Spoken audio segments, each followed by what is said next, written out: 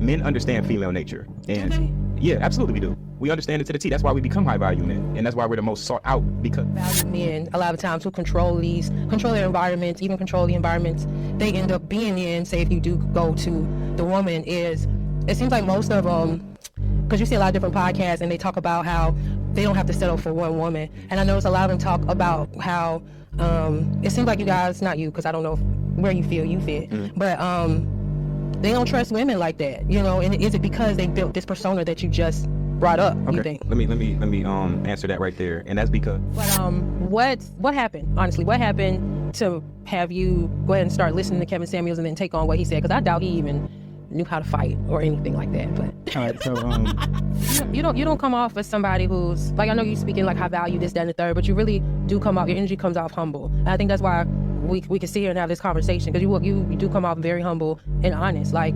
I do feel like that relationship. Do you feel like it damaged you in a way, and that's why you gravitated though? No, I don't think so. You don't think so? I don't think it damaged me. I think that it put everything right into perspective of how it was supposed to be, because this was a girl who said that. Did it hurt you at first to get you to perspective? Hey everybody, it's your girl DJ with Plan for Keeps podcast. Today I have a Vigilante. He is a mogul, philanthropist, and humanitarian that invented the modern day media tour. Yeah. In 2022, Vigilante redefined what a content creator and public figure means. Yeah. Political partnerships, brand partnerships, celebrity boxing, music, acting, and modeling. Yeah. Today he is here to speak on several different topics, the 50-50 debate, courting, long-term relationships, relationship finances, and several other topics. But before we dive into those topics, you put something on social media that I kind of want to get into, that I feel will kind of dive into the rest of these topics. Okay. But before we get into all of that, I got to learn more about you. Okay. What you doing out here in these Atlanta streets? What is the modern day media tour? And just everything you got going on. What's going on? All right, so when you say what am I doing, you mean like currently, or you mean like what brought me here? What brought you here and what you doing? All of that. Okay, so when I was 15, I came home. I'm from Michigan. I was born in Flint, raised in Ben Harbor. Okay. And one day I came home and my parents were like, yo, we moving to Atlanta. And it was just like a short conversation. And I was excited because Atlanta has always been a hot spot area. That's a fact. I was excited too when my folks told me we were moving here. Kind of like the same thing? God, yeah. Yeah, I was excited too because of that. So I was looking forward to what it was gonna bring. And you know, I came down here with no expectations, just a kid from a small city. And when I got here, man, the women, they look different. the ability to go to Lenox Mall and see any celebrity that you just seen on TV the day before is different.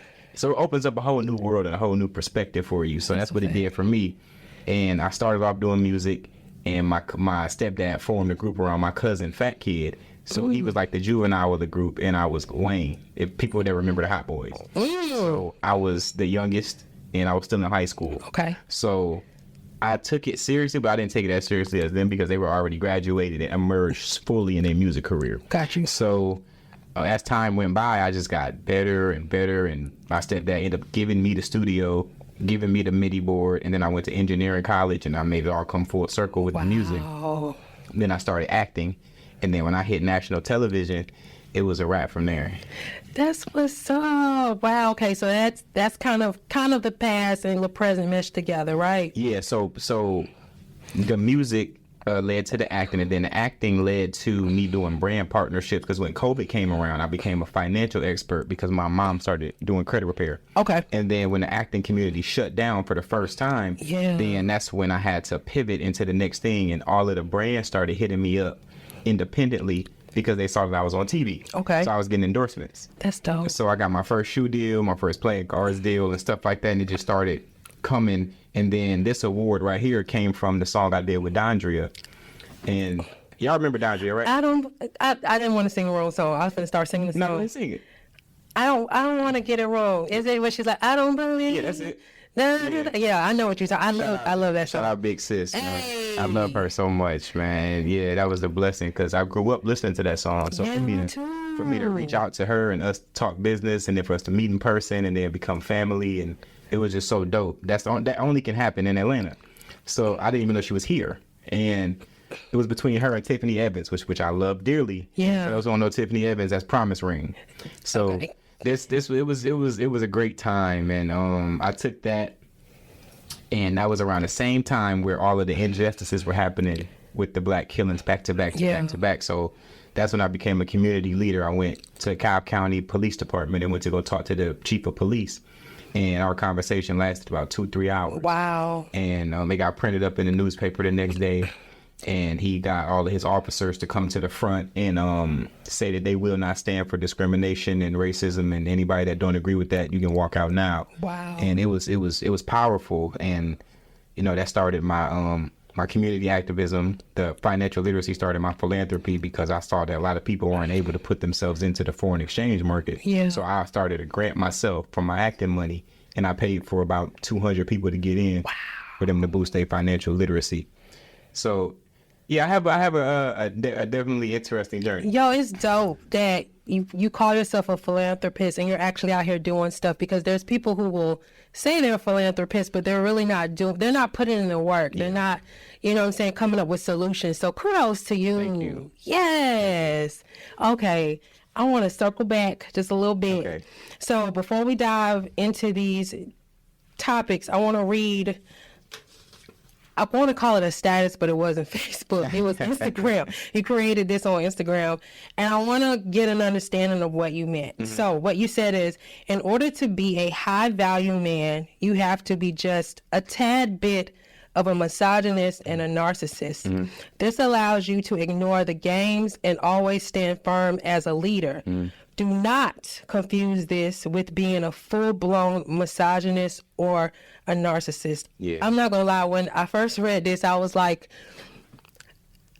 it sounds like just, to me, it sounds like just a form of control to keep things together. Mm-hmm. Would you say that you need a bit, you have to be a controlling in order to keep things together? Or what did you mean when you...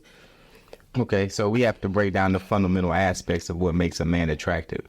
Okay. And then we have to break down the fundamental aspects of what makes a man high value after he's attractive. Okay. Because he can be attractive but be low value or be mid value.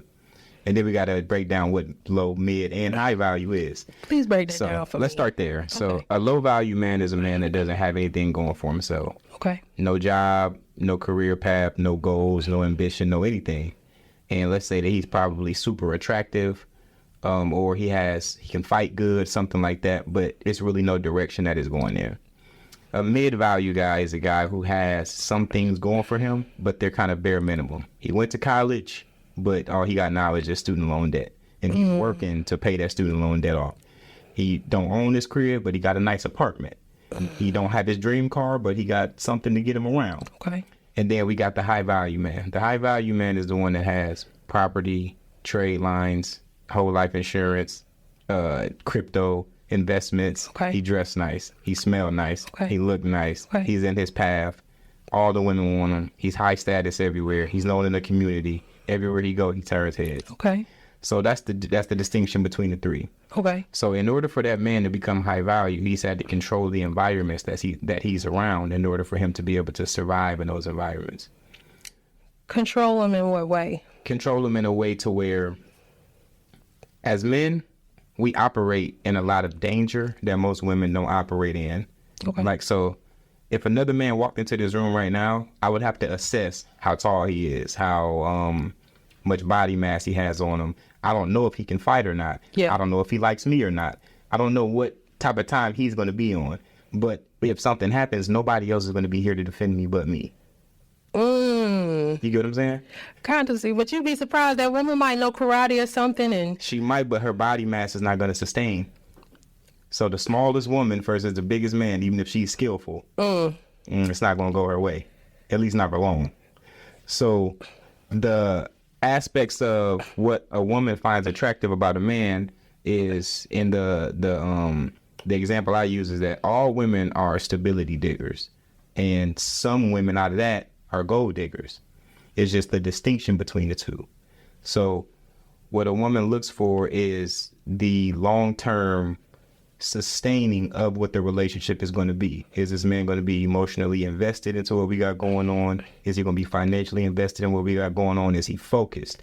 in order for him to be focused, he has to have self-control. Yeah. So that's first. So then in order for him to have self-control, he has to look at other women as not being as valuable as the woman that he has if he's in a relationship. So therefore, he has to have self-worth. A narcissist is a person who has an overinflated amount of self-worth. Okay. So then when you properly place your narcissism and you just put a nugget right there, that's how you're able to be like, no, I'm J. This is B. Okay. And nobody else is B. Got you. So now you got to be narcissistic for your girl too. You see what I'm saying? I see what you're saying, but why use the word narcissistic? Why you just can't be confident? Because confident doesn't encompass enough of it. It's not strong enough. That relationship is as strong as it is because of the narcissism that's within it. Now, narcissism gets a bad rap as far as the word itself, but it's a certain component, like vigilante. The Joker and Batman are both vigilantes. Okay. So it depends on what form of vigilante you are that day and who. Yeah, because I know we all not perfect, but the clinical term for a narcissist, because what you're describing to me sounds just like a confident person, and they're not narcissistic. What makes a person confident? Like the things that you described was very material. I think a person who is confident is somebody who is confident no matter what level they are, whether they're low value, mid, or high.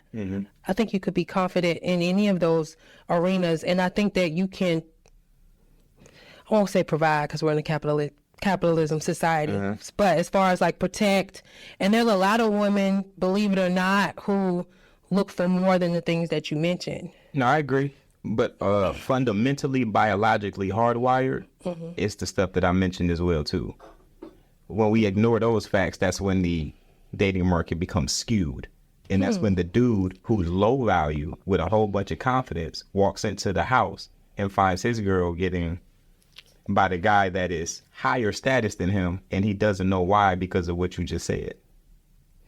Do you see what I'm saying? I see what you're saying, but then wouldn't it lead to just that female maybe just wanting somebody? Then, okay. And then another thing I thought of when I read this was, if you have to be a tad bit narcissistic to control the environment, and thinking of it in a relationship standpoint, how do you know that you can really trust this woman or that this woman really loves you if you have to be that way? Because it's not really so much about you doing it for her. You really doing it for you, and she's falling within that. So, when I went to go get that Ethiopian food today, right, that had nothing to do with nobody else. That was between me and the owner. Yeah. If a girl wanted to see me during that time, she would have had to come there where I'm at in the environment that I'm controlling in order for her to be able to spend time with me. My question for high value men, a lot of times who control their environments, even control the environments they end up being in, say if you do go to the woman, is it seems like most of them, because you see a lot of different podcasts and they talk about how they don't have to settle for one woman. And I notice a lot of them talk about how it seems like you guys, not you, because I don't know where you feel you fit, but they don't trust women like that, you know. And is it because they built this persona that you just brought up? Okay. You think? Let me answer that right there. And that's because women and men don't operate under the same moral compass. There's no such thing as being a woman of your word.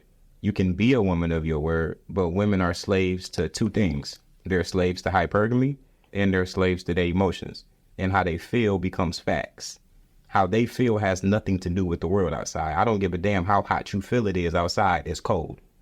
And to men, we operate in objective, absolute facts. If I tell another man that it's cold, that it's hot, he's going to tell me I'm stupid for saying that. But we won't tell another woman that. So therefore, we feel like that we can't always trust what comes out of their mouth because it's more idealistic.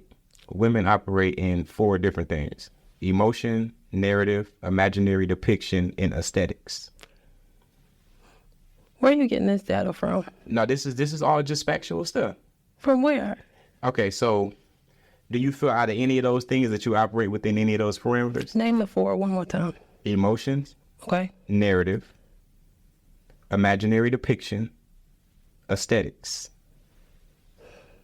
You know what all four of these things are, right? I do, but I'm trying to think, like, because I know when I talk to people about how I operate, I don't operate the same as what you are describing or what you would think or say women are to act. I guess I'm more so answering the question of why men understand female nature. And Do they? yeah, absolutely we do. We understand it to the T. That's why we become high value men. And that's why we're the most sought out, because we know, like, if I'm at a red light and my top is up on my car and a girl comes next to me and I drop the top on my car, now she can see me. It creates an automatic hypergamy too, because 9 times out of 10, she's not driving that same thing. And because women have, they're stuck on the highest setting. So whatever they see that's the highest is what they're going to compare the next guy that they talk to or the last guy that they talk to too. It sounds like a real materialistic woman that you're describing. I mean, she just has eyeballs. I can't blame her because of the fact she can see. That's kind of... So wouldn't you think a man would react the same way to you? How would a man react? He wouldn't. Because it don't have nothing to do with him. The car don't have nothing to do with the lady either, though. The difference between men, remember I said women are stability diggers. So now when she sees that that didn't come out of thin air. How did it get there? What if the woman is making a certain amount of money and she's not looking for stability? All women are looking for stability. It doesn't necessarily have to come from the man, but she got the money. Why? She has money because she looks for stability. So, but she got the money to be stable for herself, but she's still looking for stability. But what if she sees the car and the car doesn't do anything for her? Yeah. It just doesn't do nothing for her. Not every woman is turned on by the exact same things, but I'm saying that because her eyeballs work, she sees what is happening in front of her. Got you. There's two different things. There's acknowledgement and then there's shaming. Okay. So right now, this is just the acknowledgement part. So what high value men understand about women is that they want to mate with the best option that they possibly can, not just from a materialistic standpoint, but from somebody who has a relationship with God. Okay. Somebody who is emotionally intelligent and also intelligent. How do all of these things, how do we become high value without all of these things being in tangent anyway? You can't, but there's so many people who scream that they have value and they don't have all of those things. Why do we listen to them? I don't know why people listen to them. There's the answer right there. That's the world that we live in. Yeah. I talk the way I talk and act the way that I act because I've already won. So other people that's pretending like they won, it's hilarious. If you want to live the life that I live, then just make your Instagram Vigilante 2.0. Just do that. You don't have to scream high value anymore. Just say you want to be me. That's it. It's okay. Okay, so I know you describe what a high value man is, but just for you thinking of yourself, what makes Vigilante a high value man? Really, everything I just said. Tell me how you incorporated that in your life and how you got there, because I know one doesn't just get there. What did your journey look like? Oh man, yeah, it took a lot of work. So one of the biggest pivotal moments in my life was my last relationship was for 4 years, and in the last 6 months of that relationship, it was a poly relationship where we brought in another female, which answers your other question to do I cheat or not, and do I feel like that high value men exercise their options? They can do that. I choose not to do that. Okay. I understand myself, and I understand that I am a man that is fruitful, and I don't want to hurt anybody else's feelings to be fruitful. So most of the women that I talk to are either bisexual or they understand that this is just the way that I operate. Okay. So there's never, I'm going to cheat and you're going to be okay with it kind of thing. That's full-blown narcissism. Oh. That's being a misogynist. Okay. But it's like covered up with high value. Yeah. It's, you know what I'm saying? It's like trying to be blinded with it. If you're a man of poor character, you're just a man of poor character. If you're a cheater, you're a cheater. Yeah. But, you know, I believe in what y'all believe in when it comes to tell the woman what's going on so you can give her the option to be a part of it or Right. not. I think that's fair. Yeah. Because at the end of the day, we got all of the women in the world anyway. So if she don't want to do it, then another woman is going to want to do it. So you really don't lose out on nothing. If we're being honest. Got you. And I know you, so like you said, you deal with bisexual women. So you still Predominantly. Predominantly. Yeah. But you don't cheat. No. But you are but basically you get the relationships that you prefer, you want to welcome other people in. Yeah. Okay, but going back to my question, tell me about your journey. You started off about the 4-year relationship. Poly relationship, and then when Kev came around, so Kevin Samuels, when Kev came around, that was a pivotal moment for me because I had all of the things that he was saying that we needed to be high value, except for trained in combat, and that's where the celebrity boxing came in. I went to the gym. Okay. Got whooped on a few times, and it was bad. And one day I walked into the bathroom and there was blood in my mouthpiece, and I had to make a decision. Like, Vid, you already on TV, you already in magazines. It don't make no sense for you to be doing this to yourself. And I'm like, I have to. Man, I have to learn combat. If I don't learn combat, then I'm less of a man. I can't consider myself to be one. How can I protect my women? How can I protect myself? How can I protect all this jewelry, this car, these assets? How can I protect my lineage if I don't know how to fight?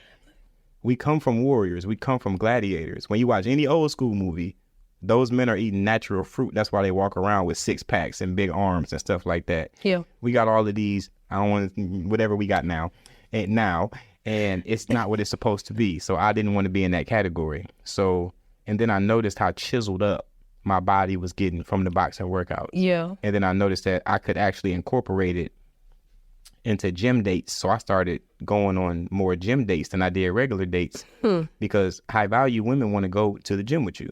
Okay. And they want to learn basic combat so they can at least defend themselves a little bit and know they'll be okay in a situation. Okay. And then also cardio.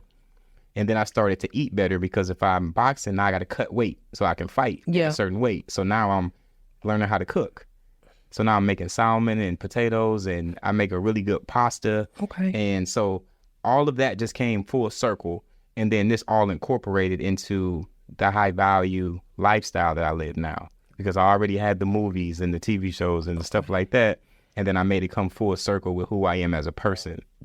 I went from figuring out who I was as a person in the industry to then being so accomplished that I'm like, okay, now I can just focus solely on who I am as a person. Got you. Okay. So I want to go back again. Okay. To you said the 4-year relationship, and then it ended.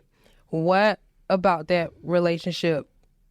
Because, you know what I'm saying, I'm not going to do the Kevin Samuel slander, because it seems like, you know, this is somebody you looked up to before he passed. You can be honest about whatever you feel about it. I'm 50-50 on him. I'm not going to say, I won't say that I'm 50-50 on him. I'll just keep it there. Okay. But what happened, honestly? What happened to have you go ahead and start listening to Kevin Samuels and then take on what he said? Because I doubt he even knew how to fight or anything like that. But all right, so kudos to you for even taking the next step.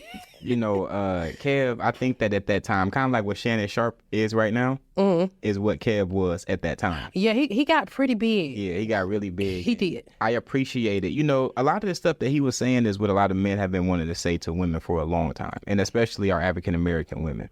And it's not the fact that we hate our African-American women. It's the fact that it's actually the opposite. We love them so much that we want to be able to tell them the truth. But ever since the late 80s all the way up until now, the government has protected y'all in so many situations that we can't even tell you the truth about certain stuff.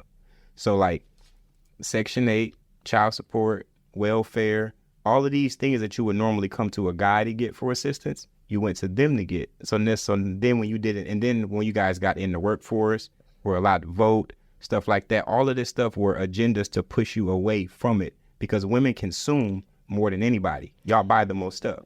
That's very true. But I'm not strong in this topic. Okay. But I know that women also worked even before, like way back in the day, like they were taking care of white women kids, and they were bringing in the money in the household when the black man was struggling to work because of racism. And I thought that was the reason why Section 8 and all that stuff came in, which it could have been an agenda, but I thought it was more so because the majority of black men wasn't working. Nah, that's not what it was. That's not. No. I got to do my research and find out where I heard that from or what book I read, because I know that there's other people who speak the complete opposite, when it comes to that. And there's women who would argue kind of the point that I mentioned, but I ain't strong enough in that that arena to. I get what you're saying. Yeah, to bring up those different points. So essentially, when that came into play, because 60s there was black love, 70s there was black love, 80s there was black love,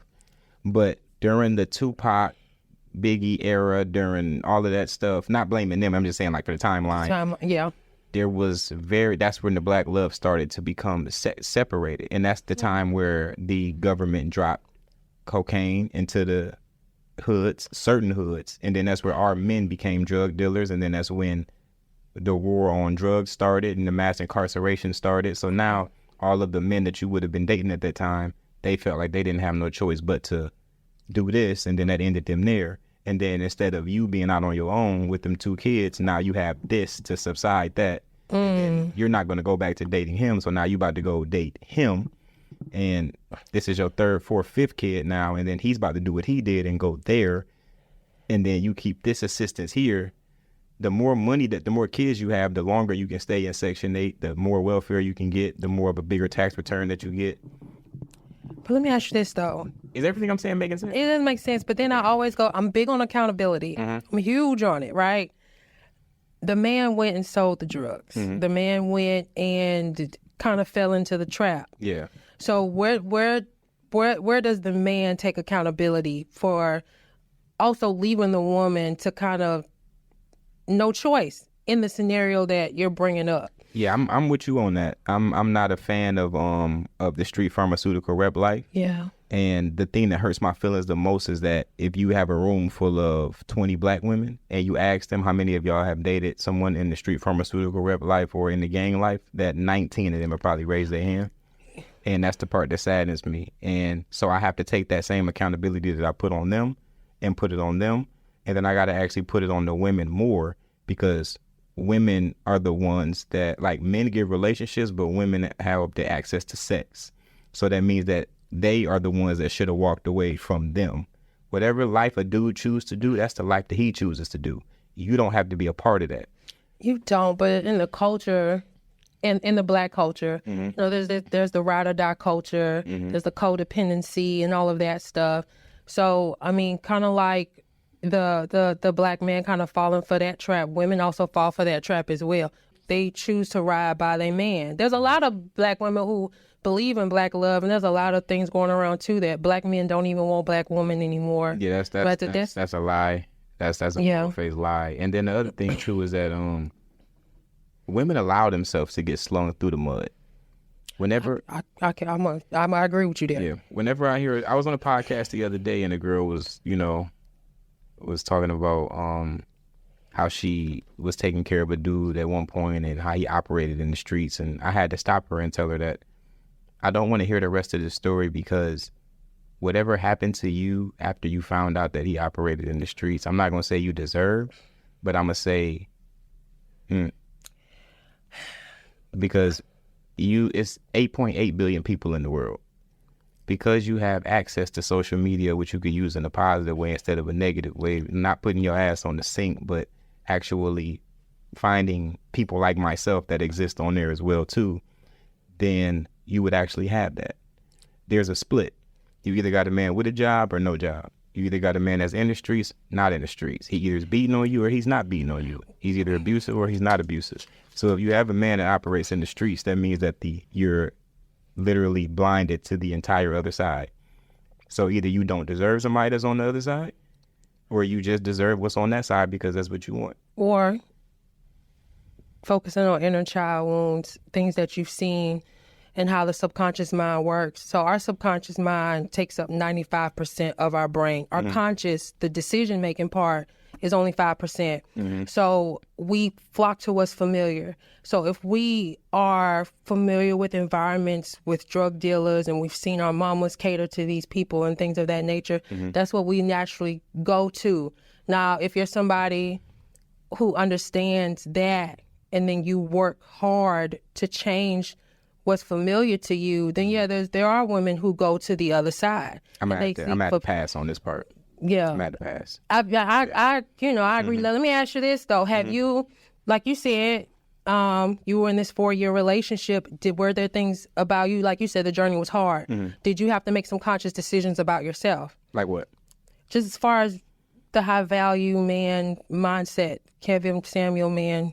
Give me an example. mindset. Like what would be that? See, I don't know him like that. So I guess my question to you is... Oh, like did his teachings interfere with our relationship? No. Oh. No, more so of, like I was saying before, you don't just become this high value man. What things did you have to change about yourself, maybe from your own upbringing and things like that? Got you. Because like I said, people flock to what's familiar. Right, I see what you're saying. Yeah, so that's just true. So unfortunately, women, they know it's wrong, but if they're brought up in the ride or die culture, they're brought up in these trauma homes, they have trauma bonds and things like that, then that's what they're gonna flock to. I can feel that. Yeah. So my mom, I was my mom's third kid at 18, when she was 18. Okay. And so my mom had 5 kids by 5 different guys. Okay. All of them either operated in the streets, for selling, or just being a leader in those environments. Okay. So when I was offered the same opportunities when I lived in Ben Harbor, I decided to decline those because I saw, like, the most that I'm going to get out of this life is a teddy bear candle lighting, my name on a T-shirt, to say that I was riding for the hood, a bandana, a nickname, this don't come with an 850 credit. It don't come with a pension, this don't come with none of that. And the only type of girls that I can get are those kind of girls. Yeah, I'm cool. Now, did you know about 850 credit at that time? I knew that it was going to be important later. But did you knew about credit? It's not that I knew about it. I knew it existed, but I didn't know nothing about it. Okay. I think that what it is, too, is that we kind of forget about opposite parallels. Hold on. Opposite parallel. Do not forget. Okay. I don't know what's going on with this thing. You see him? Not yet. I'm sorry. No, it's okay. It's on camera, too, though. This one is too? No, it's still not. I want to keep talking. Oh, keep going then. Okay. Yeah, keep going. All right, opposite parallel. So what we people go to school from kindergarten all the way to 12th grade. Some go to college, some go to, grad, and then keep going and whatever. That means that you see thousands of people around you. You see good relationships, you see bad relationships. You see Kim's mom, you see how John's dad treats him. You see all of this. But we only make it keen to what we come home and see when we spend more time at school than we do at home. And to me, I feel like that sometimes that be bullshit. Okay. When a person blames it on their environment, because when you go to school, which we spend more time at than home, you see so many different types of things. You see the healthy relationship, toxic relationship. You see the school hoe. You see the valedictorian. You see the dude that's selling drugs. You see the nerd. You see a variety of everything. I think most people flock to who they hang out with. Like, you might see those people, but you're not hanging out with those people. And majority of the time when you're in school, and this is just most kids, they looking at that group like, okay, they're unrelatable, but I relate to this group. Right. And they might be shaming or talking shit about the other group. So I think, again, I'm really big on we flock to what's familiar and what we feel is relatable to us. And as we grow, some people grow out of that quicker than others. And then there's just some people who just stay down that toxic ass track. And I feel like for some women, they just don't, until they learn, like, okay, I need to do better, and they really focus on doing better. Yeah, after they third kid and after they go from wanting the alpha drug dealer to now the bigger provider that works at Best Buy. That they don't even deserve no more. Well, now let me ask you this: why? Now you say that they don't deserve anymore. That's something I didn't agree with that Kevin Samuels would say. I feel like men, women, we all can change. We all can evolve, even if we have. I gotta pass it. Why is that?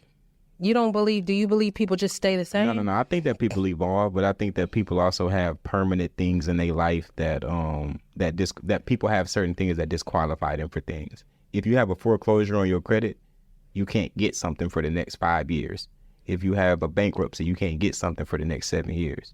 So only when you talk to women do they believe in a forever tomorrow. Like if Vigilante, the 29-year-old superstar, was to talk to a single mom, my homeboys would look at me like, what the are you doing?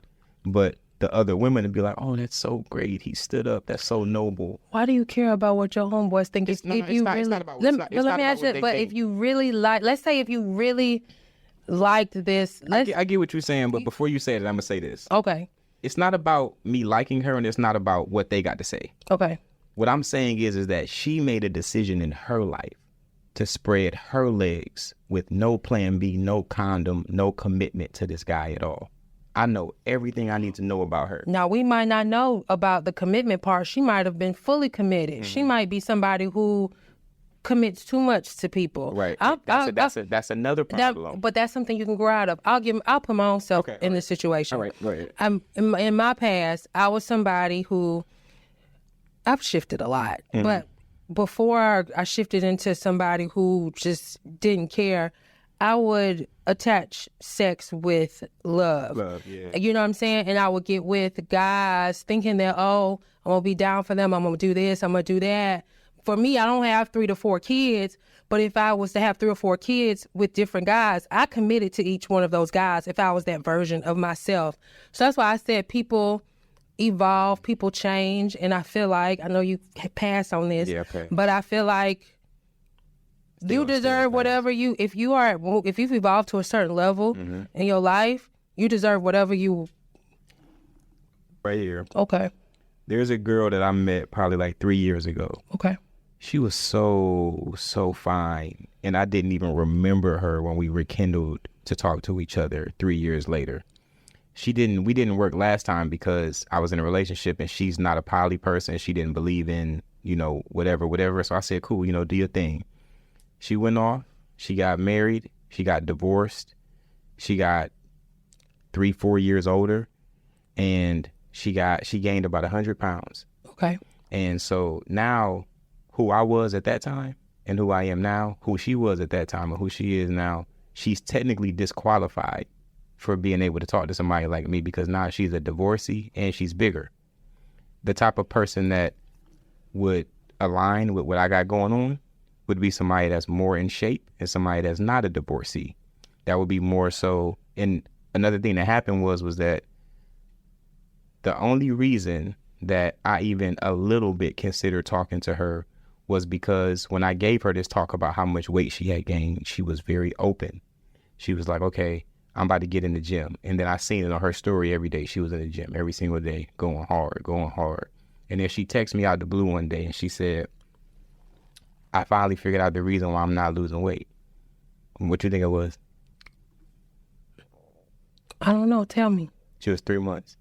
Oh, she was pregnant again? She was 3 months. She wasn't pregnant before. She was just pregnant for the first time. She was pregnant. So then my response to that was, let me know when the baby shower is. I'll bring you a gift. Okay. And she said, no, ain't no baby shower. I'm not keeping it. And then I said, okay, so now I have 2 reasons why I can't talk to you. One, because you're pregnant by another guy, and if you keep it, you guys have a dysfunctional relationship because you're already divorced. So you would have to get remarried to the same person that you just divorced, which is embarrassing. And then you would have to continue your life like that. And then 2, you're a abortion woman.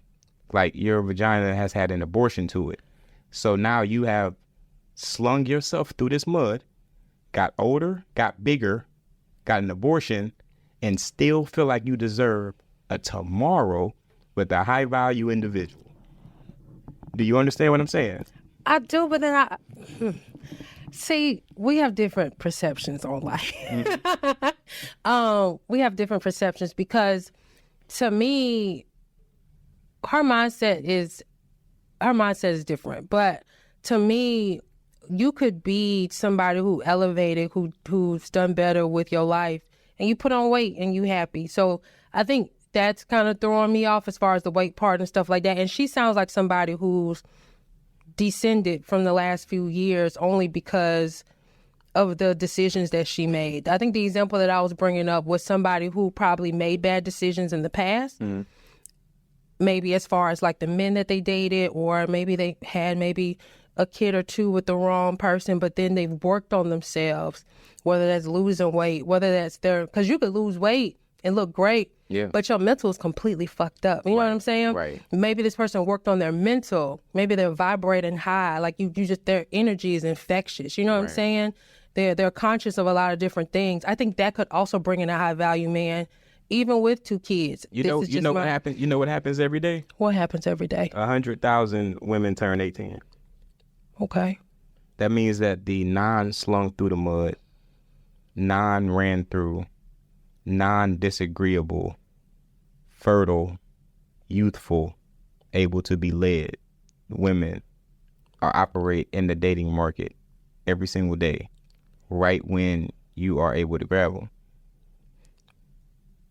So, if you have the option to do so, would you rather have some food that has fell on the ground and you put it back on the plate, or something that's fresh out of the chef's pot? I wouldn't look at it that way, because a person that has experience, the person that I feel like I can have conversation with, is the one that I would rather be with as a man. From the man perspective, that's what you're looking for in a man. That's not what a man looks for in a woman. Well, I feel like as a man, there's a lot of men who speak to wanting women around their age because they can have conversations with them. Yeah. They're not looking for somebody to control. And it's not a control thing. Able to be led and control is 2 totally different things.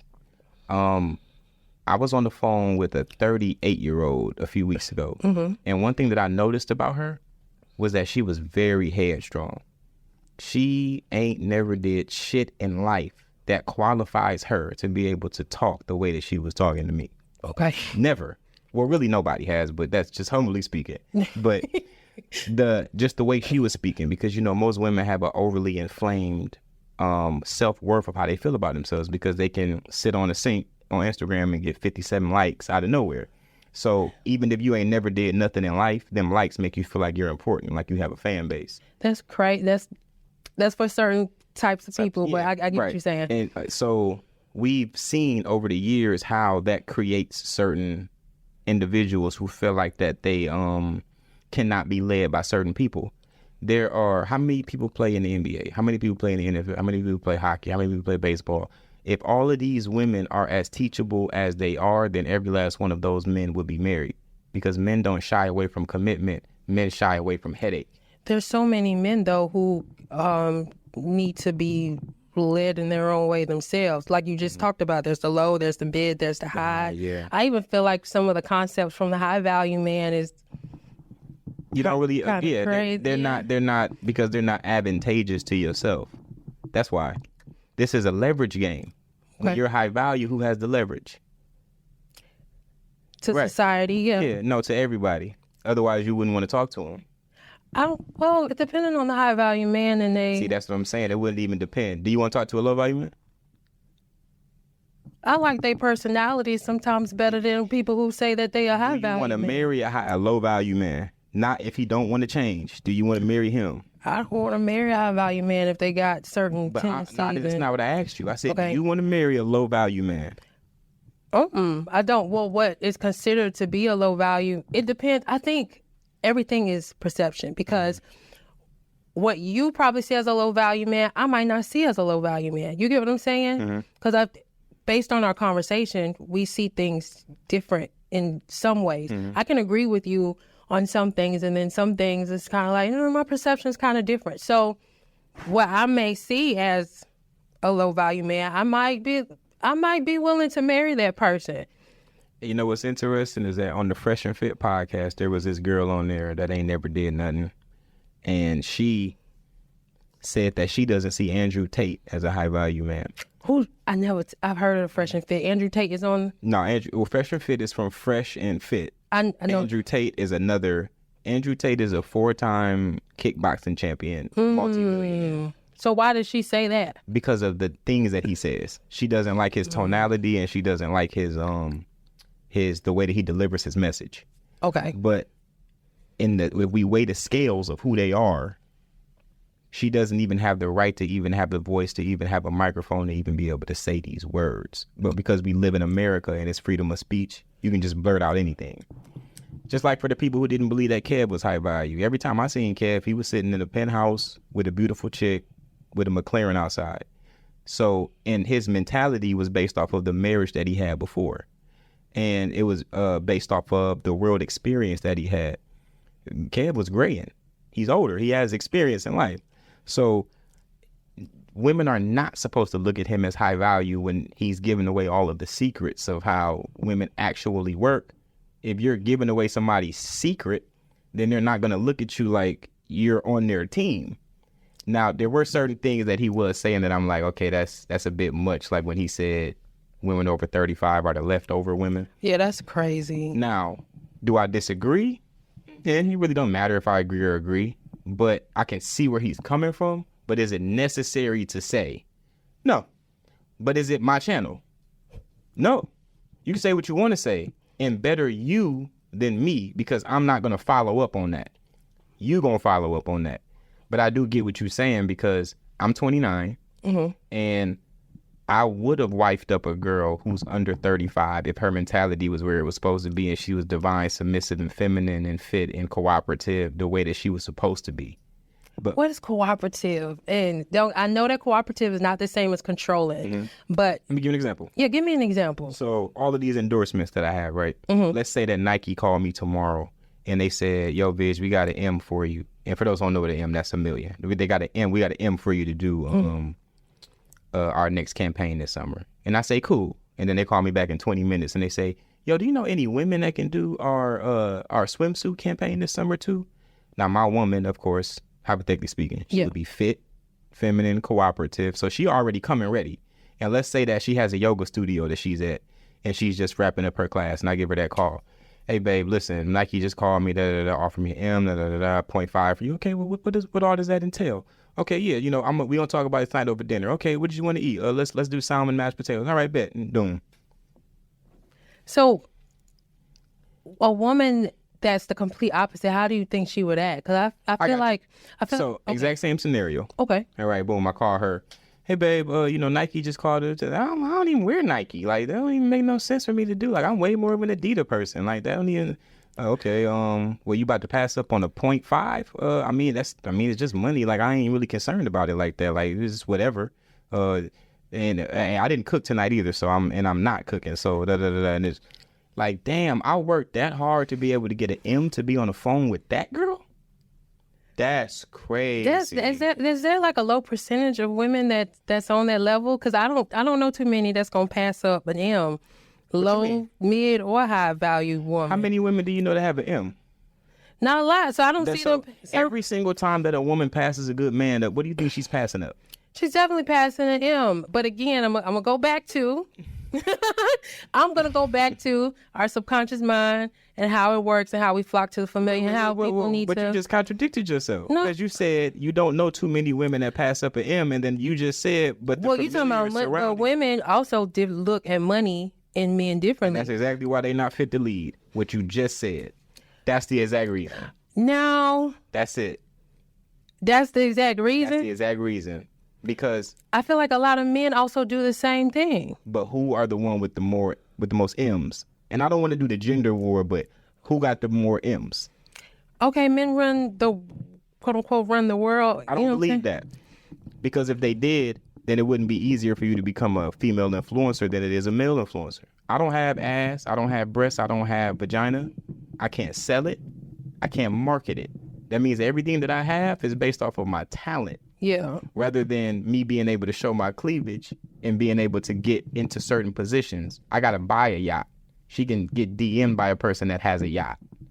She's in position to do certain things, but the fact that she's not feminine, cooperative, and submissive and agreeable is the reason that she doesn't gain in these positions.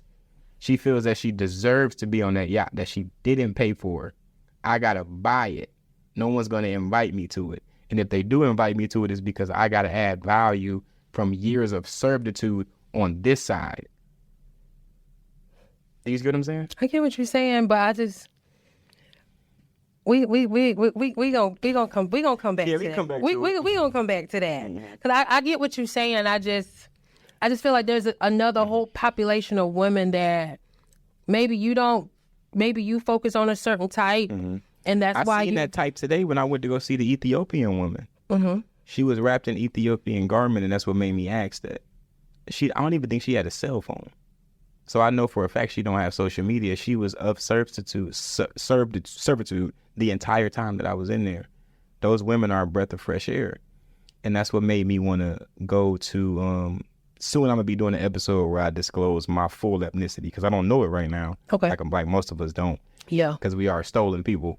And so that's what I'm going to do. I'm going to actually go and get my my DNA test done so I can figure out what I am so that I can hone in on my heritage and fully, not the American heritage that I've been indoctrinated with, but my actual heritage. Yeah. So that I can tap back in with those people and with those women. Not saying I'm going to predominantly just date those women for the women that's listening. So when you go back to the root, it helps you move forward better.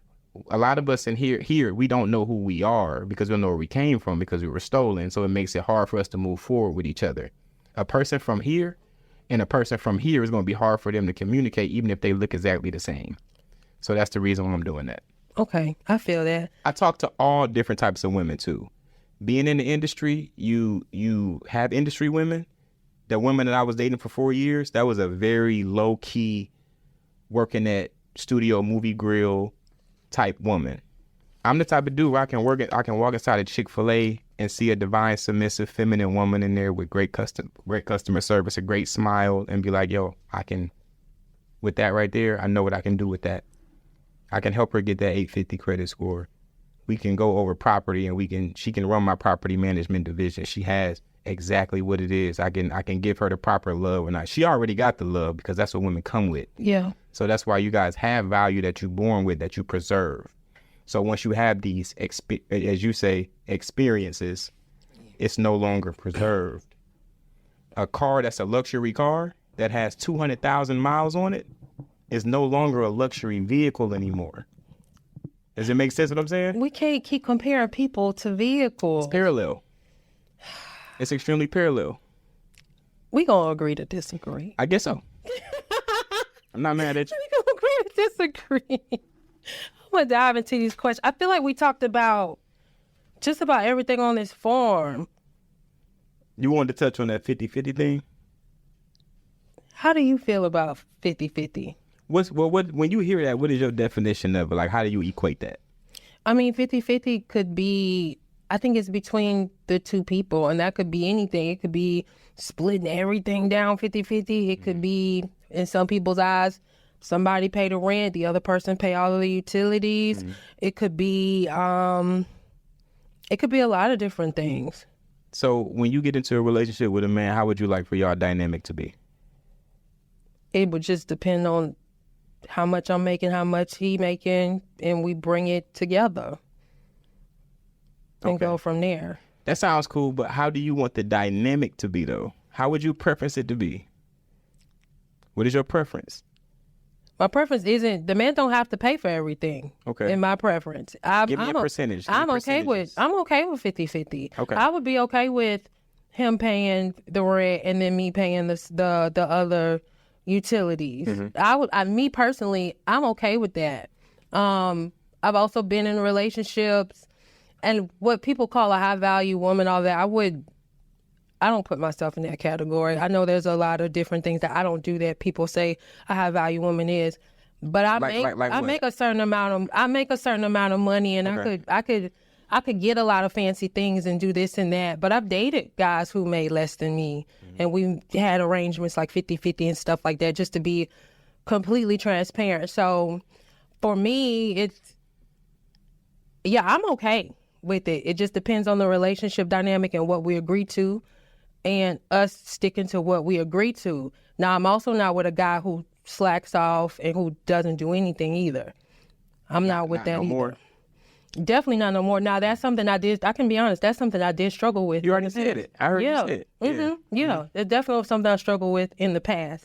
But now that's something I don't tolerate. But at the same time, depending on my situation, you're in the we call it the single by choice window. That's what we call it. What's that? The single by choice window means that you've already dated enough dusties and that you already know what you don't want to go back to, and the type of man that you do want to date. There's two different kinds. There's I want the high value man and I'm not willing to settle for the mid, and then there's I'll take the mid or the high, but it depends on their characteristics. So that's what we call the single by choice window.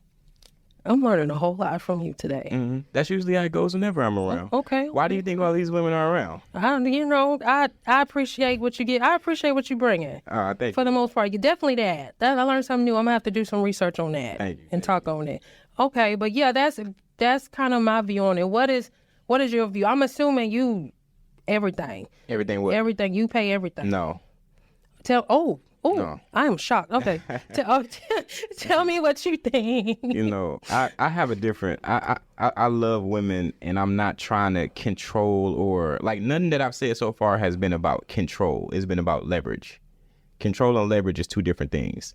So when you have to have a certain amount of characteristics that women want on paper and in person for them to even get on a date, for them to even want to be around you. And a woman's list is way longer than a man's list. I think we can both agree on that. Yeah, definitely. If the woman kind of know what she want, or not even that, sometimes it's stuff that they think that they want. So yeah, you're right. Yeah. So now that you're there, let's say that, because I'm closing on my penthouse at the end of March, right? So let's say Congratulations. Thank you. Yeah. Let's say hypothetically that my penthouse is $1,000 a month. Okay. Right. So let's say that this woman, she pays $2,000 a month to rent wherever she's at.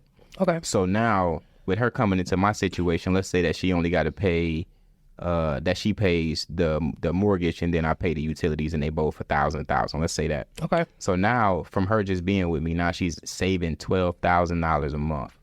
And then on top of that, now she gets an 850 credit score. Her 850 credit score now puts her in position to where she can borrow up to $500,000 to $600,000 whenever she wants to. And then on top of that, now she taps into her business credit.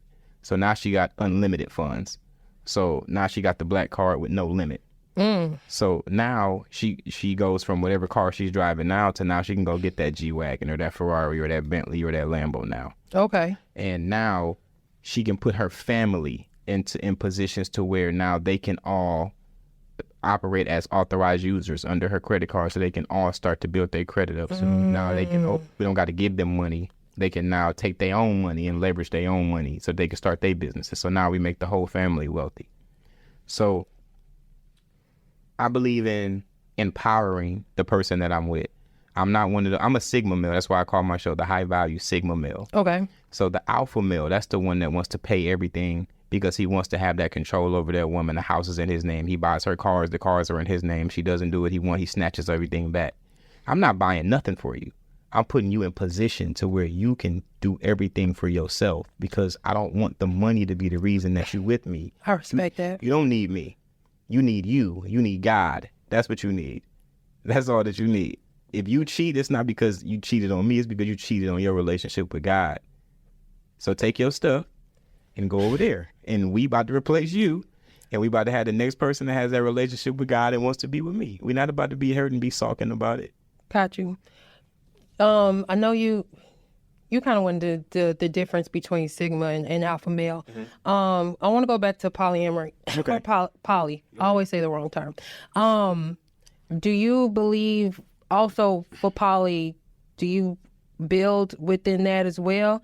Like, what's your purpose behind polyamory? Like, I know high value men, that's their preference because they have all types of options, but what's the bigger goal for you? It sounds like you would have one. Really what you just said. If I meet most people in their lifetime, they don't meet enough people that they're attracted to for them to be able to be like, you know what, we all should do this together. They usually meet one person at a time per a set parameter based off of how many people you're around during that time. So that girl I was in a relationship with for 4 years, I got the opportunity to meet her a lot. Yeah. From a lot of other people, the same qualities, the same look status, the same all of that. If you got an opportunity to date Beyonce and Rihanna, and then you was able to slide in a Michelle Obama too, you got yourself an all-star team. Yeah. But if you only got a Beyonce, and then you never meet the Rihanna, and you never meet the Michelle, then you still good. You still winning. You're still on a great team. But it's just because of your proximity. So it's all a building thing. All of them got crazy long bread, and they seem to be happy in the situations that they in. Now imagine if they all put that bread together. Yeah, it'd be great. And then if they were all under the leadership of one man. My thing is, because I know I had another guy come on here. Okay. And he's big on that philosophy and tries to spread that out and push that out. Okay. Now, I understand that you are in a tax bracket where you probably could support multiple women. Mm-hmm. How do you feel about a mid or a low value man still practicing poly? I just feel like in a capitalistic society, because men, not all men, but some men all have kind of the same agenda. Like they feel like, oh, we can build, we can grow, we can do this and that. But as a guy who doesn't have a lot of money or somebody who has to constantly work, you can't put time and energy into all of these women neither. Okay, so I'm gonna answer that two different ways. I'm gonna answer that in the way of a lot of dudes gaslight with that saying, because a lot of women, especially the women that I'm around, they're more willing to do poly, and then they let out the secrets of, well, this is a building thing. So then a low value man hears that, and then he goes to somebody else and says, well, I'm trying to build, because he knows that that's the cookie cutter way. Because remember, I said women operate off of aesthetics and narrative. So if you can plant that in their mind that we're doing this to build, then she's going to believe that bullshit that you're saying, even if she sees that it's something else, if she likes you enough. You ain't never got to lie to a woman. A woman will lie to herself if she like you enough. So I can't fully disagree with you there. Yeah. So when it comes to that, like even with me being wealthy, I don't give money to nobody. Remember what I said? I position everybody properly so that they can make their own money, and you make your own decisions based off of that. So one of the reasons why my last relationship ended was because when we were on our poly relationship, we were coming back from Colorado. That's where we were visiting our girl at. And I'm going to share a story with you. When we was out there visiting her, okay. She has 2 dogs. She was a nurse, okay. The girl that we brought into our relationship. And she was stunning. Whenever she walked into a room, just stunning, so gorgeous. Okay. And so she was asleep one day, and me and my girl, we woke up early because we early birds. She's more of the night. And so we walked her dogs for her. We went to the store, and we filled up all of her pantry for her because she was doing all of this stuff by herself. Yeah. And so when she woke up and she saw that, she was like, oh, no, I got to walk the dog. No, we did that already. Oh, man, I got to go to the store. It's already done. And she just started crying. Wow. Because she ain't never had that type of love or help or anything from her parents, from her siblings, from me. She's the person that they go to get it. Yeah. So a woman in her nurturing, like a mother's job is never done. And some people are born moms to where they just like, this is just what I know. I know how to raise kids even if I don't have none. So it was kind of like that with her. And we saw that in her.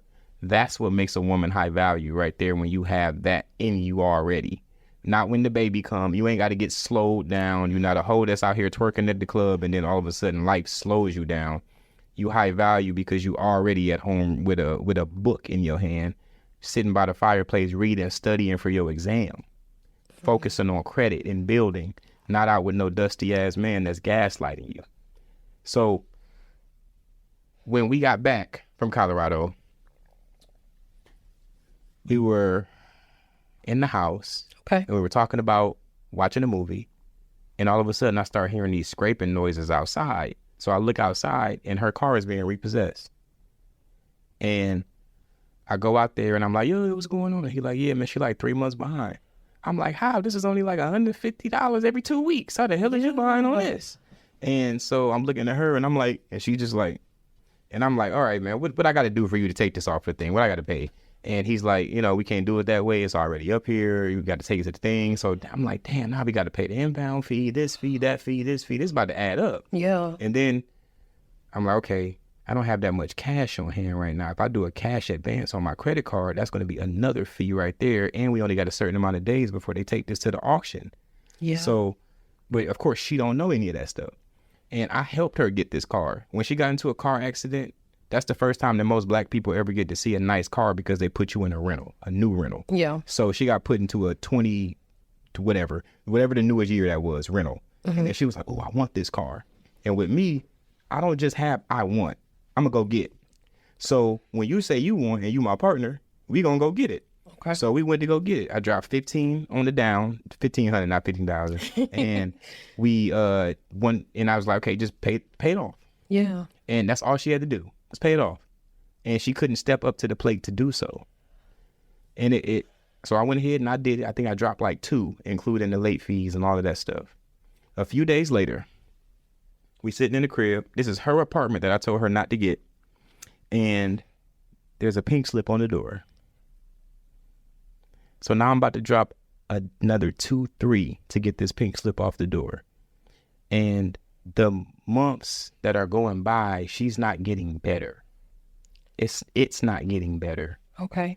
And so I'm realizing that I'm elevating to a place where I'm about to go trade in my Mustang for a drop top Tesla, or I'm about to keep the Mustang, get the Tesla and put that on Turo, go buy the penthouse, refinance the penthouse, and then go get a second one to put my tenants in. I'm elevating there. Yeah. She's still trying to figure out how she's going to get this out of repossession and how to keep this a partner. So now we're this is our 4th year. Yeah. And now we're drifting now. I'm talking to Stacey Abrams and Kemp about the future of Georgia. Yeah. And for those who don't believe me, you can see the pictures on my page. She's creating an OnlyFans. It's gotten this bad. But this after we broke up. This wasn't during the relationship. Yeah. This after we broke up.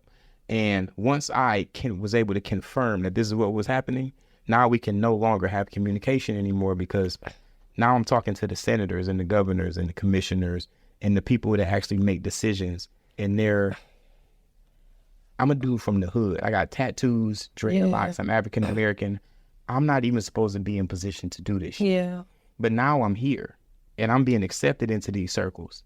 There cannot be something that's on the side that people can say, but what about this right here? Well, first off, I'm gonna say kudos to you. Oh, thank you. And I'm saying kudos to you because it's good that you did see your worth.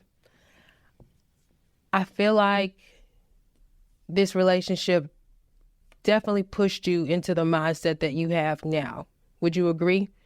Because that's when you started heavily looking into like Kevin Samuels, or when did you start looking into Kevin Samuels like heavily? Was it after kind of this relationship and just how it sounds like you just really got burnt out towards the end? I never really seeked Kev. It was just like the same way that nobody seeked the cat interview. It just kind of came across my desk. And when it came across my desk, I just paid attention to the content. Yeah. And when the content was being created, the other people out there, Steph is Cold, FedEx Fearless, King Dre, all of these dating coaches, all of that stuff. I saw all of my work from me creating pretty much the podcast industry coming into fruition at that point. Okay. Because I never wanted a podcast myself. So I got excited once I saw everybody else finally getting their podcast and stuff. So it was just one of them things where everything in my life has put me in position to where I feel the way that I feel. This girl didn't even want to have kids the first year that we were together. And I knew that. And I was okay with that. I remember when she came to stay with us, we had a big house in Douglasville. It was like an 8-bedroom house. So we had plenty of room. Mm-hmm. And she we were having a conversation with my parents, and she was like, yeah, I don't want to have kids. And I said, okay, so it's 2 things that we got to do. Either we're going to stay together and I'm going to have a kid with somebody else because my bloodline is going to continue, or we're just not going to be together and I'm going to be with somebody else. I'm going to let you choose, because whoever I choose, they're going to be dope anyway. Yeah. So I'm really not missing out on nothing. But the odds of you finding another vigilante ever, you might want to go ask your older family members how that goes they'll tell you about the most successful man that they ever dated and how they was never able to get them back. So you might want to have that conversation first with them. So, and I'm saying this while my parents are sitting right here. Yeah. This is how honest I am. I'm not a liar. I'm not one of them people that get into a relationship and be like, no, I'm gonna just gas this person head up because we together. You don't come off as somebody who's like, I know you speaking like high value, this, that, and the third, but you really do come off. Your energy comes off humble, and I think that's why we can sit here and have this conversation, because you do come off very humble and honest. Like, I do feel like that relationship? Do you feel like it damaged you in a way, and that's why you gravitated though? No, I don't think so. You don't think so? I don't think it damaged me. I think that it put everything right into perspective of how it was supposed to be, because this was a girl who said that. Did it hurt you at first to get you to perspective? I'm gonna tell you what hurt me. This is what hurt me, was the fact that she said that we would always be together no matter what happened. Yeah. And when we split, it was more so me taking a step back, not so much as us breaking up.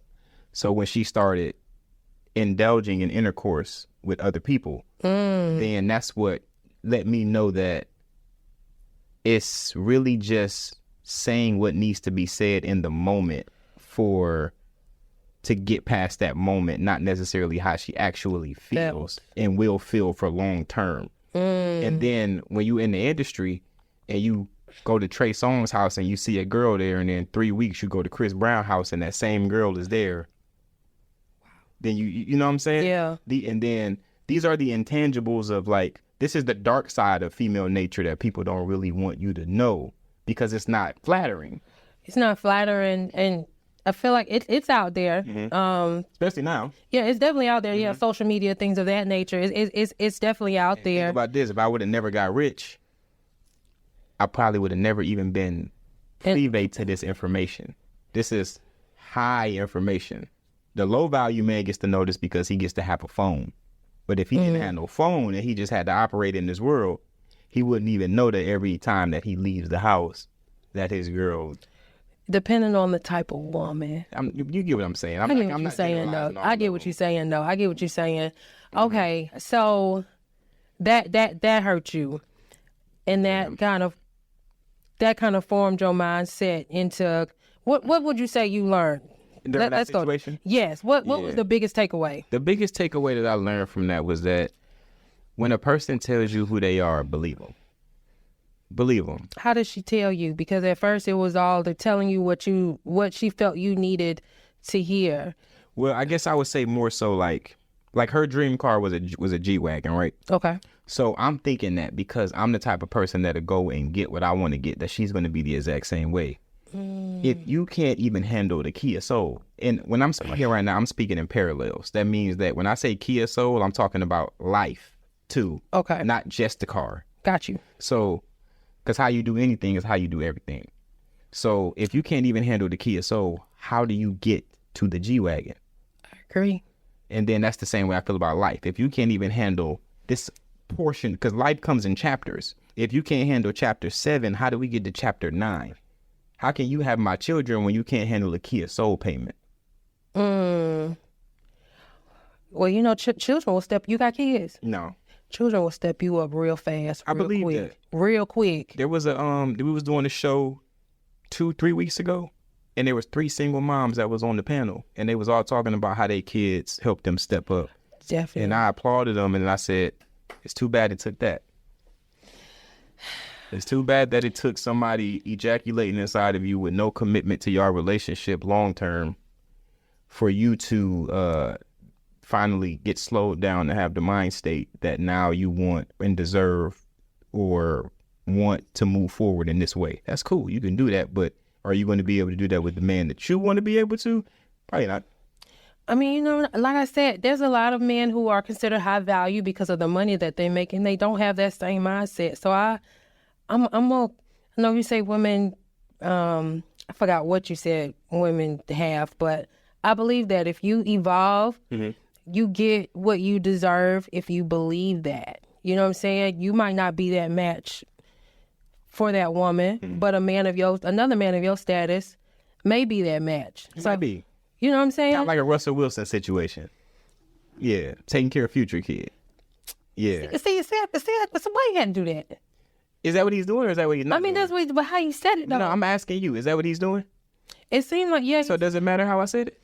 I mean, but it's just... I'm saying, is that what he's doing? Is he taking his NFL contract and taking care of Future's kids? It looked like it on social media. Okay, here we go. It looked like it. So again, yeah, it goes back to you just never know. Right. Yeah. Shout out to Russ, though. I like him. I don't want that to seem like a shot, Russ. I'm just saying that's the absolute truth of what's going on in the situation. Yeah. It was just how you said it. Shout out to him, though. Yeah. Definitely shout out to him. Than me. I'm not doing it. We gonna dive into these questions. Yeah, let's dive into them. I think we already asked you, what's one thing your ex has taught you? We already said that.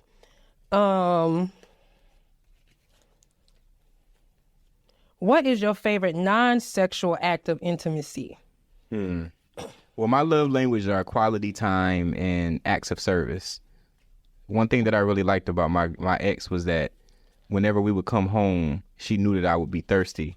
So whenever I would go into the bedroom, and what I learned from her is called outside clothes. Whenever I would take my outside clothes off, because you're not allowed to have those on the bed, and get into the bed, then she would always have some white Welch's Grape juice for me. That's cool. By the time that I got to the bed, it was already right there by the nightstand. So that's like a form of intimacy for me. Got you. Growing up, what was the most misunderstood thing about you? That I always felt like I was going to be here, but here wasn't invented yet. So how did people take you? There's a narcissistic asshole, just a misunderstood individual. I think that's why I relate to Kanye so much, because I know Kanye is already in 2047, but he's trapped in 2024. I can agree with you there. Like, some of the stuff he say is kind of outlandish, but I think it's because it's a lot of people aren't, like you kind of said, aren't thinking in the ways that he's thinking, or they're not really thinking deeper into what he's actually saying. And I think a lot of people too lack accountability. So I think that's a lot of the reasons why Kanye gets a lot of backlash. Yeah. Do you have any unusual pet peeves while in the dating phase as a high value man? Any unusual pet peeves? I think I probably got the regular ones. Like, I don't like girls who do hoe shit. Like be with multiple dudes and just going to the club a lot and just The dating phase. Let me ask you this. Now I gotta ask you another question. So, me, in my personal opinion, I think that women in the dating phase should date multiple men. I don't think that they should be having sex with everybody, because depending on the woman, and I say depending on the woman because there's some women who just don't get attached through sex. Yeah. Just some who don't. But I do believe women should weigh their options as well and date multiple men during the dating phase. How do you feel about that? medium and low. Describe what medium and low is. Well, they should, from the description I gave earlier, they should weigh their options with the medium and low.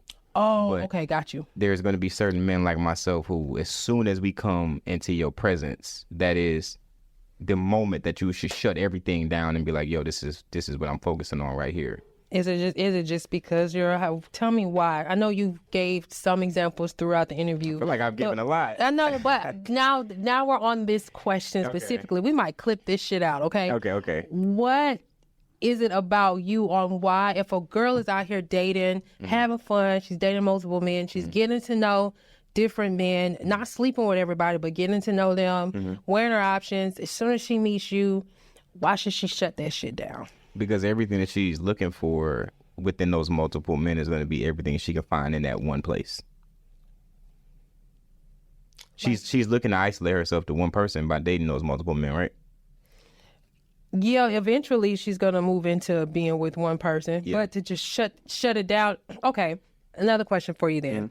You dating this girl, should she shut this shit down immediately? Like, where is your at immediately? Yeah, immediately. Yeah. Like within the first date, like after y'all first date, you realize you like. Yes, yeah. Shut it down immediately, because we about to move into I'm about to fast track you. I was on Instagram Live with a girl like an hour ago. Okay. And I asked her, who was your celebrity crush? And she said, Trevor Jackson. And I said, oh, I love Trev. That's my guy. And you know who Trev is, right? I think, if I'm thinking, who is he? I'm thinking... He was the main character on Superfly, the new one, and he was also on Let It Shine. I think Superfly. I'm familiar with Superfly. The new one? No, the older one. Okay, so he was the one in the remake. So Trev is a Disney Channel star, and he's also an R&B singer. So is he light skinned? Kinda, yeah. I think I know who you're talking about. So yeah, Trev, super talented. Shout out my guy. And I told her the thing that you're not acknowledging as a female is that every time that you date a guy that's not your dream guy, you're gonna look at him like you're giving him a chance, because there's really another guy that you preference. So when you go to the guy that you actually preference the most, you're going to be your most submissive feminine in that very moment. She's not going to want to date anybody else besides Trev while she's dating Trev, because remember I said women settings get stuck on high. So when she meets Trev and she gets his energy in person, hopefully he's the man that she would like for him to be. When she finds out that he's not, go back into the dating market. But until you find that out, isolate yourself to him. I think, okay, how fast do you move when you like somebody? It's always a gradual merge. With me, Because it's a gradual merge for you, Yeah. but then she needs to stop immediately. Yeah, Is that fair? absolutely. If she was so keen with how do I put this? Like, Because I guess I guess my question, what is the gradual merge? Okay. What is she benefiting in the gradual merge? Because if she just stops cold turkey, what is she? What? benefiting in the gradual merge. And people gonna hear you say that. I'm fine with that. Okay. Because we talking about high value. It seems Yeah. like the way you speak of high value, you speak of a lot of like materialistic money, things of that. I think you might be missing the other aspects of it. So that's what I'm saying. Go into what is she benefit? Because benefiting, I want to benefit. If I think of a relationship for me, I want to benefit emotionally. I want to benefit spiritually. You don't remember me saying any of this stuff earlier? You don't remember me saying any of I this do, earlier? but again, You got to mention it as much as you mention the other stuff too. but I get that though. But I'm saying for this particular Okay. gradually merging, and you just started dating, you want her to stop. How do you show her all of that immediately? She already sees it. That's why she wants to be on a date with There's me. a lot of people who think they see stuff, and then they end up the guy really ain't. This is everything. The camera is hearing this. Everything that she's saying right now is the reason why women are not fit to lead. That's the exact reason why, because of what you're saying. But men do the same thing though. But they say that men are fit to lead too. I'm gonna be honest. I don't think that every man is fit to be. I think that men as a gender is fit to be the leader, but some men are not qualified to be the leader of their situation. Everybody ain't even qualified to be in a relationship. Some people gonna come in single and die single. Not everybody gonna get married. Not everybody gonna have kids. Some people coming in, they going out with nothing. Got you. And I feel like a leader is somebody who can sit quiet and really observe the scenery, and that might not take just one date. You might be high value. You might be somebody who can bring a lot to the table, but do you really mesh with the person for them to just, okay, let me stop cold turkey? Maybe they met somebody a week ago that's also really amazing. Do you get what I mean? Like, Remember, I just said that if Trev is not the person that she thought he is, whether that's the first date, second date, third date, whenever she sees it, okay, it can be through texting before the date. so it don't have to be immediate then, not immediate like you said there. So when I say this stuff, you taking it super literal. Because I want to understand where you at. Like, Okay. yeah. All right. So what I'm saying is this right here.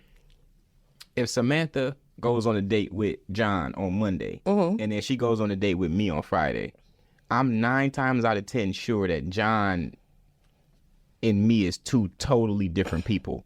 So whatever she sees in John, it must not be like what she thinks that it is because she's going on this date Friday. I gotta disagree with you there. Only because women they'll think that they'll like this person, right? And then they'll lock in. They won't talk to other people. They'll put their egg in that one basket. And then that one basket doesn't work out. And then women will think, well, okay, I need to expand. Maybe I don't need to put my eggs in one basket. Maybe I do need to venture out. So your date coming up on Friday may be because of that past experience and not so much of what you said. You said her past experiences? Yeah. So another girl that's Another past experience as far as like, another girl that's got more experience. Do you see what I'm saying when I say that them 100,000 girls is turning 18? Do you see what I'm saying? But I feel like there's all these girls that's turning 18 and then they get tainted too by, not saying you per se, but high value men. I'm gonna tell you what taints them. What's that? I'm in the process of taking over Marco's Pizza in Stockbridge, right? Congratulations. Thank you. So there's a 17-year-old that works there. Okay. Very masculine already. Okay. And that's fucking sad that she's like that because she's not of substitute. She's not like that Ethiopian woman. She's nothing like her. They're day and night. And that's not the way it's supposed to be. And so there was an older gentleman in there, and she had on leggings, and he was, admiring her leggings, and another woman in there was like, hey, if you don't want them to look at you like that, then you shouldn't dress so provocative when you come to work. So I walked up to the front because I heard that was going on, and of course I got to help run the store. Yeah. So this woman in the front goes, look, it don't matter what the fuck you wear. If niggas want to fuck, that's just what they gonna be on. And I'm like, God damn, who is this? She was like, oh, this is my mom. And I was like, wow, this is how your mom talks to her 17-year-old daughter? And she was like, and I'm like, you know what? I'm not even mad at you no more. Because now I see where you come from. I see that this is your mom. So can you give compassion to the same women who make the bad decisions because of what they came? Why not? Because nobody ejaculated inside of this girl and left her with no commitment. So that's so you don't have compassion for women who have probably came from parents who probably had trauma bonds or they've seen toxic situations. You know who I got compassion for? Who's that? Celie. Okay. I got compassion for Celie because she didn't have a choice. When her dad was doing what he was doing to her, she didn't have a choice. When she got traded for 2 goats and a mule to Mister, she didn't have a choice. When she was raising Hoppo and them other kids, she didn't have a choice. But that's somebody I got compassion for. But don't that same 17-year-old have a choice compared to the stuff you was saying about seeing different people in high school and things? Yeah, but here's the thing though. Her mom is not only a New Yorker, but she is a single mom. That is the only thing that she has to look up to. So there's all these women have that same situation and you don't have no compassion? I got selective compassion for this girl only because I know her personally. Okay. And here's the thing too, is that I see that her mom doesn't drive what she would like to drive. And I'm pretty sure she doesn't live where she would like to live. So that means that the information that she's giving her daughter is counterproductive information for how she's going to get older. So even when her mom who was up there, she was like, once you date a big girl, you never go back. Her daughter is a little thicker. So I'm like, who the hell are you? First of all, who are you talking to? And second of all, who are you talking about? So she was looking at me. So okay, you talking to me, and you're skinny. So you're talking about your daughter. Your daughter is 17. What type of R. Kelly shit you got going on? Wow, that's crazy. And it's starting to now I'm seeing that this is the indoctrination that's happening to her day by day. And when I talk to her. And there's so many. Go ahead. I'm going to let you finish. When I talk to her, I can see her wheels undoing with the stuff I'm saying and redoing with the stuff that her mom is doing. You see how you are somebody in her life and she has the possibility of like the unwilling and unwilling. Yeah. There's a lot of these women that you look down on didn't have that opportunity. You mean the ones that got ejaculated inside up with no commitment? And I'm one of these women, okay, who didn't really make the best choices because of the relationship dynamics that I saw. And I had to... The Huxtables was out at that time. And the Bankses. I didn't live near a Huxtable, and I ain't lived near no Banks. No, everybody had a TV. Nah, man. And I wasn't a big TV watcher, just like I'm not now. How you know who the Huxtables is then? Everybody know who the Huxtables is. All right, Social media. So you just lied. You just lied to me then. No, I didn't. I wasn't a big TV watcher. I could call a brother or sister but right now. Did you know that they existed? But I didn't look at them the same because my life wasn't like that. Why not? Again, because my life wasn't. I was in a 2-parent household, but my household was very chaotic. Okay. I grew up in a very chaotic household with 2 parents that were very chaotic. One was, my mother was my safe place and my dad was very chaotic without not getting into it. I can feel that. And I made a lot of bad decisions and I didn't have a great role model as a male. And then my mom, she was my safe place, but at the same time, she didn't have certain conversations with me neither. So I had to... I'm going to have to add you as a 4th panelist to the single mom show that I was on. Okay. Remember I said them 3 girls were single moms? Yeah. And they was talking about how they flipped it after the kid came? Yeah. You might... I'm going to see if I can get you a spot on I know that the only show. thing I flipped as with my kid, because I had a certain situation where my son has a medical situation. So that that changed the trajectory of my career and why I'm where I'm at now. So yeah, I can give a lot of credit to my kid. I remember I did another podcast with two girls, and I was talking to them about courting, since we were talking about that too. Okay. And I was telling them that America's court system, courting says not court, but courting. Yeah. Not the courtroom people, but courting as in dating is so skewed because it's really all just to benefit the woman. The man has to work his ass off to get this house, get this car, get these looks, do this, do that, have this relationship with God, personality, this, that, check every box just for him to be able to freely give these resources to a woman that is beautiful enough to get them and then figure out if her personality is good enough. Beautiful enough to get them. Mm-hmm. That she's born with. I really... And But I'm going to have to bring you back. So we could really dissect. we're going to break it down. Yeah, beautiful enough. Because go ahead and break that down. Okay, I got you. So now, when we were talking, I was talking to these two ladies, and I asked them, so have y'all had casual sex before? And they was both like, yeah. And I was like, okay, you got kids? She was like, yeah, I got two. And then I was like, okay, you got any kids? She said, no. I said, okay, so the reason why I could never court you is because neither one of y'all have ever went after y'all dream guy before.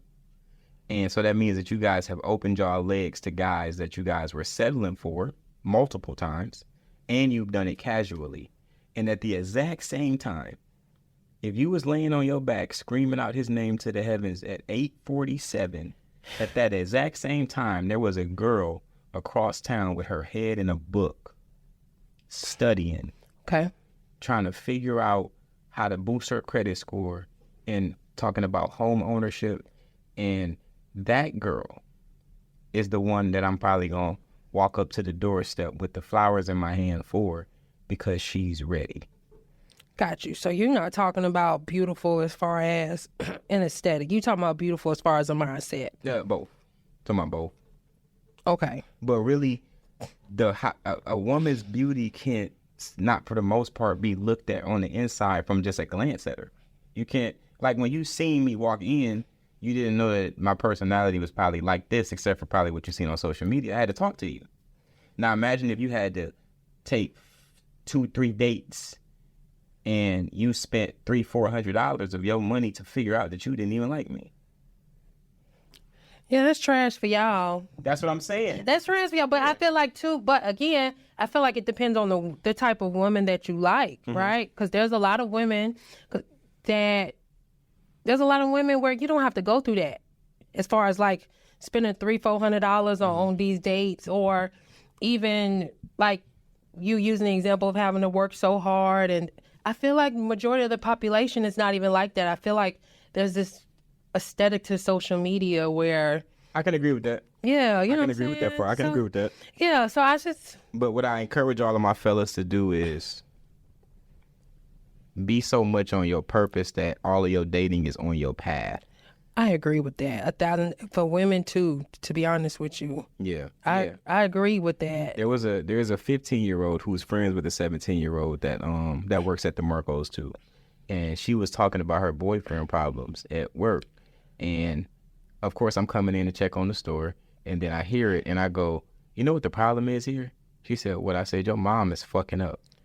And she said, how? I said, because you're too young to even be dating right now.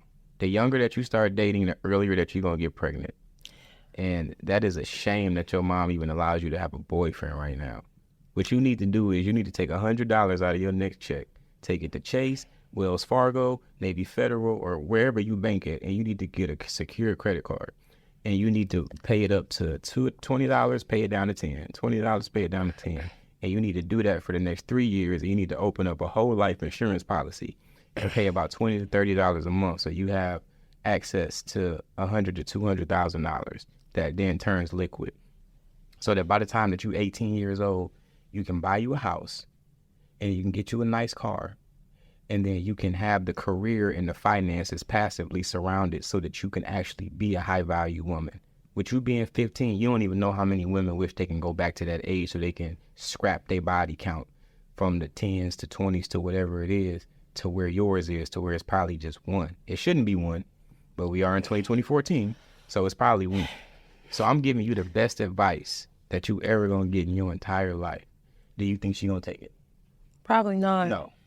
Probably not. Like I said again, it goes, it's probably not. Or you never know, she may later on down the line. But right When now, it's too late. right now, or sooner, you never know. Where her know. head is at though.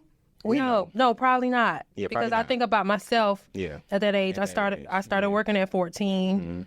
I also was very fast with a lot of boy issues. I did not get pregnant in my teens, but I didn't do right with my money back then, and that it definitely slowed me down dating and dealing with dudes and not focusing on what's important. So no, I definitely agree with you there. And even the things I don't agree with you on, I can't even be mad because you definitely be out here giving out the advice. The advice, yeah. I'm not even nobody's parent. Yeah. People out here are so motherfucking pussy that it make me sick. Because if your kid only see the fact that you on Section 8 welfare and talking about that they dad ain't shit or whatever the case is, and then they pick that up and then they don't become shit, and then the grandkid don't become shit, and then the great parent, it's just like a whole passed down thing. And then those same people want to have a voice. Yeah. I can't give you a voice. You ain't never did nothing. You ain't never stepped out and said, I want to do better. I want to give this to my kid because I didn't have it. Every time that somebody dies in the family's supposed to come up because there's supposed to be a policy that's in place with a trust, with a will, with a house, with some cars, with some jewelry, with some gold, with this, with these trade lines, with this credit. Everybody's supposed to come up off of one death. Black people are the only ones that's not willing to pay $17.99 a month to make sure that their kids become millionaires after they death. It's only us. Do you think because the majority of the black community have been stuck on just trying to survive generation after generation, and that's been passed down? Because them same people that's trying to survive are the same ones that got $300 Jordans on. That's a fact. I know you didn't, no offense when I say this, but you done probably been on a date with 2 or 3 broke dudes before, but they didn't look broke when they came on the date and they had the nice fit that they probably borrowed from their homie that day, right? They put it on really well that day, and then when you were trying to find out where the car was, they disappeared real fast and hopped into that Yeah, Uber. I've been with a couple of scammers. You feel me? So you feel what I'm saying? So I feel what you're saying. the problem, but we're a product of our environment, and that needs to change. And I commend people like you because, again, you going out here, you being a philanthropist, you setting things in place, and when you hear stuff, you give the advice. Yeah. There's a lot of people that's not doing that, and I feel like, unfortunately, a lot of people just don't know. yeah, And they need to do better, which is sad because I know we have the internet now. Yeah. We have resources now, so there's no excuse. yeah, we got a lot of them. So no, I just want to give you your kudos on that. Thank you. Now let me ask you this. I know I don't hate y'all single moms either. I love y'all. Y'all deserve it tomorrow. It's just not me. you know what? That's cool. That he's ever made. What? Wait. Break that down again. What'd you just say? I feel like I'm every woman's consequence because they all want me, but they just can't have it. Okay. Now, tell me what projects and stuff you got going on like right now. Like, what are you trying to build right now? What events you might have going on right now?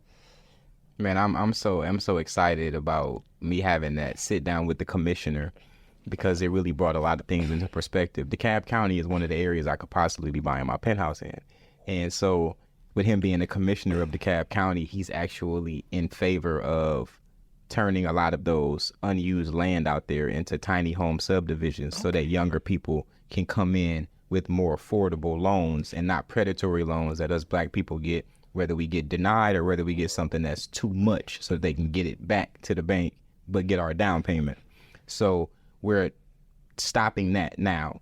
Okay. And the whole DeKalb County system is going to pull their money from Wells Fargo and put it into a better place that's actually going to give loans out to first-time home buyers and then take the seniors and put them in the senior retirement places so that they don't have to look for real estate agents. And they're older. They don't have the energy to do stuff like that. So now they can cycle out, and then we can cycle in. Then we keep that cycle going and keep it going and keep the land up and developed. And then he wants everything to go green. So we're talking about taking everything from, that's why I'm going from that to the Tesla so that we can go solar panel, electric route. Okay. So right now is where all of those bills and stuff are passing. And I was just on the phone with a guy who actually does tiny home development himself. So now I'm about to merge those two together and put the presentation together so we could take the full thing to DeKalb County. Yo, that is so dope. Got you. So that is your latest project that you're working on now? Yeah, that's one of them. Got you. Do you have any more that you can share? Another one would be that we are gearing up to do the second Bolden Award.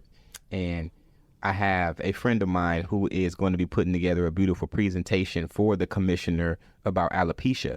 And that's the nonprofit that she has, and other things that kids that are special needs have as well. So that presentation is going to be at the Board of Commissioners. I'm going to tell you which Tuesday is going to be, but it's open to the public. Public can come watch the presentation so they know what's going to be coming in the future of these special treatments for these special needs kids. And they're going to be blending together. The Bolden Awards is going to be in conjunction with this nonprofit.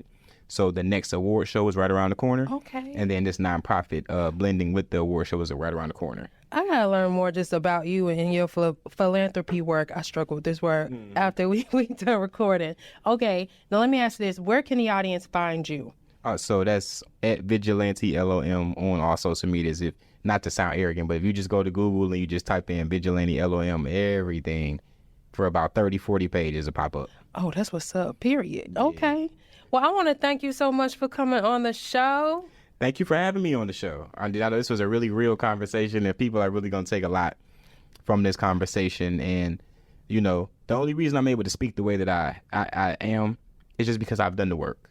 Yeah. It's just because I have the experience. It's for men to come out here and get experience, and for women to, I don't want to use the word capitalize, but to understand the instruction that's being given to her by the men that have the experience. It's easy to tell to me when you're being gaslighted. It's easy to tell when you are, but because women are more so slaves to their emotions and to hypergamy, it takes for another man to come in and go, yeah, that's not it. That's not what's supposed to happen. Podcast is coming up, and then shout out to the Bolden Awards for this beautiful award right here. It's only up here because the table is right here. Yes, and I want to thank all of the listeners and viewers for tuning in. Y'all make sure to download the dating app Plan for Keeps, and until next time. Thank you. That was good. Yeah, that was good.